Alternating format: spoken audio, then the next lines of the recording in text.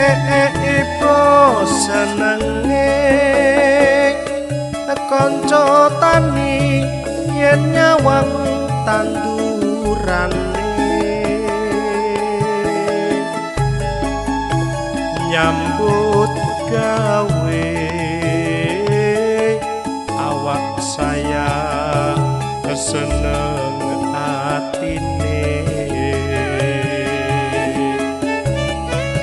parine